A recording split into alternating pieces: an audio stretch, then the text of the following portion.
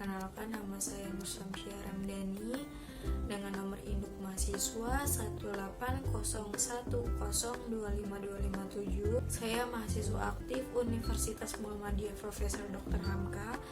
Sini saya akan menjelaskan penelitian saya yang berjudul Penerapan Model Pembelajaran Kooperatif Tipe STID untuk meningkatkan hasil belajar siswa kelas 4 SDN 20 Pagi, Palmerah, Jakarta Barat.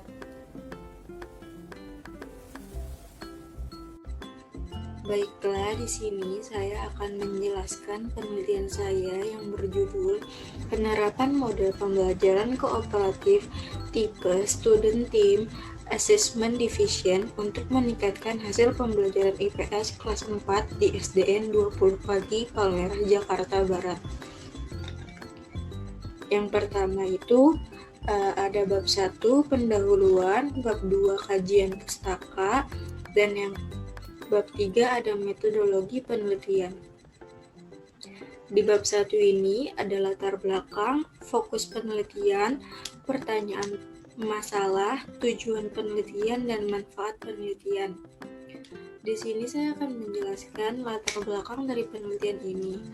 Latar belakang dari penelitian ini adalah berdasarkan dari hasil wawancara saya terhadap guru kelas 4 di SDN 20 Pagi, Palmerah, Jakarta Barat mengenai pembelajaran siswa, yaitu masalah siswa yang kurang fokus belajar dan hasilnya yang menyebabkan hasilnya kurang maksimal. Fokus penelitian saya di sini adalah penerapan model pembelajaran kooperatif tipe STID, di mana diharapkan dengan model pembelajaran ini bisa meningkatkan hasil belajar siswa. Selanjutnya, pertanyaan masalah, bagaimana pengaruh pembelajaran IPS dengan model kooperatif tipe Student Team Assessment Division terhadap siswa. Yang kedua, apakah nilai siswa meningkat setelah belajar menggunakan model pembelajaran kooperatif ini? Nah, tujuan utama dari penelitian ini adalah untuk mengetahui seberapa besar pengaruh metode pembelajaran pada hasil belajar anak, di mana penelitian ini menggunakan metode kooperatif tipe STID untuk mengetahui seberapa besar pengaruh dari metode terhadap hasil belajar anak pada mata pelajaran ilmu pengetahuan sosial.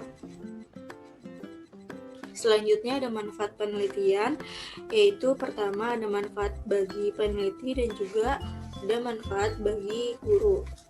Selanjutnya di bab 2 ada kajian pustaka. Yang pertama ada deskripsi teori. Ilmu sosial adalah studi komprehensif tentang ilmu sosial dan humaniora untuk meningkatkan kemampuan warga negara. Tujuan penelitian sosial adalah membantu anak-anak siswa mengembangkan kemampuan membuat keputusan dan menjadi warga negara yang baik dengan budaya yang berbeda, demokrasi di dunia yang saling bergantung. Yang kedua, ada model pembelajaran adalah suatu tingkatan yang terpenting dalam sebuah pembelajaran karena dapat memberikan pemahaman dasar kepada siswa di dalam pembelajaran. Yang ketiga, kooperatif tipe STID yang merupakan model pembelajaran yang paling sederhana. Model ini mengutamakan aktivitas dan interaksi antara siswa untuk saling membantu dalam menyelesaikan masalah pembelajaran, menguasai materi, dan saling memotivasi. Yang keempat itu ada kelebihan dan kekurangan model pembelajaran kooperatif tipe STID. Yang kelima ada hasil belajar. Selanjutnya ada penelitian yang relevan.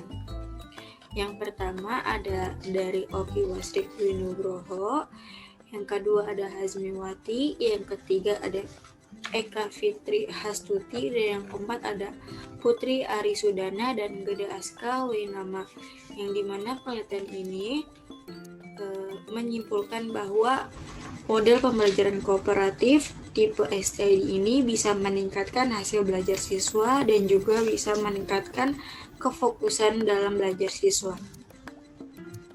Itu juga ada kerangka berpikir, yaitu pada pembelajaran IPS di sekolah, banyak siswa yang belum mencapai kriteria dalam penilaian karena dalam penggunaan metode pembelajaran yang kurang tepat.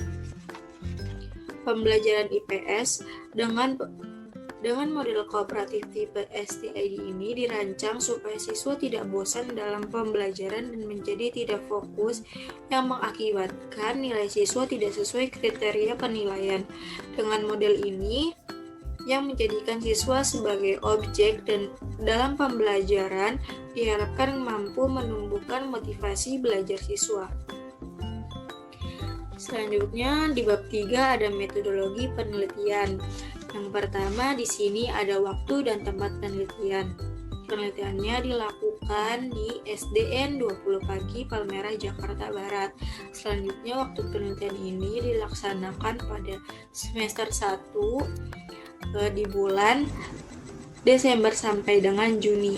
Selanjutnya ada subjek penelitian, di mana subjek penelitian ini langsung kepada siswa SDN 20 Pagi, Palmerah, Jakarta Barat. Selanjutnya ada rancangan penelitian. Nah, rancangan penelitian ini karena jenis penelitian ini adalah penelitian tindakan kelas, maka rancangan yang digunakan berupa desain siklus penelitian tindakan kelas Krut-Lewin yang secara konsep terdiri atas 4 tahap. Yang pertama ada perencanaan, yang kedua ada tindakan, yang ketiga ada pengamatan, dan selanjutnya ada refleksi.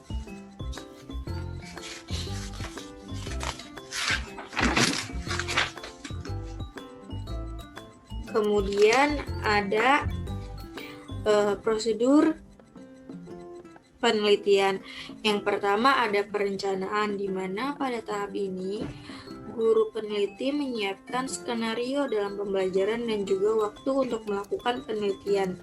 Yang kedua ada tindakan. Tahap ini peneliti melaksanakan tindakan yang telah direncanakan.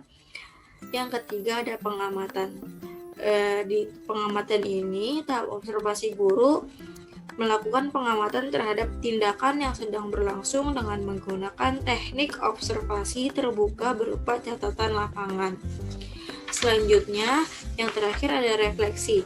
Pada tahap terakhir ini, dalam satu siklus penelitian tindakan kelas ini, peneliti dan guru kolaborator maupun observer mendiskusikan hasil pelaksanaan tindakan dan masalah yang terjadi di saat tindakan berlangsung.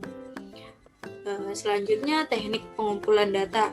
Di sini saya menggunakan observasi, tes, dan juga dokumentasi, di mana observasi ini dilaksanakan ketika berlangsung kegiatan pembelajaran di kelas dan diisi oleh guru observer, dan juga ketika mewawancarai guru.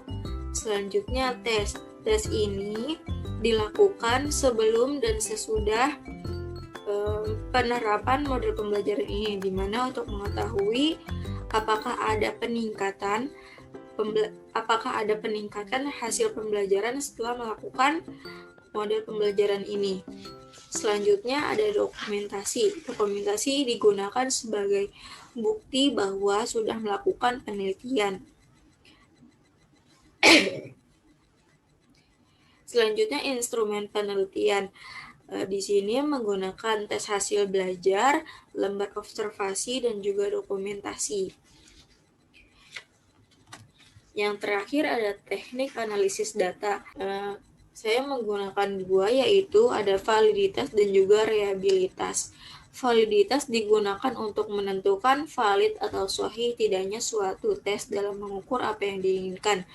Kemudian reliabilitas ini digunakan dalam mengukur ketepatan hasil tes tersebut.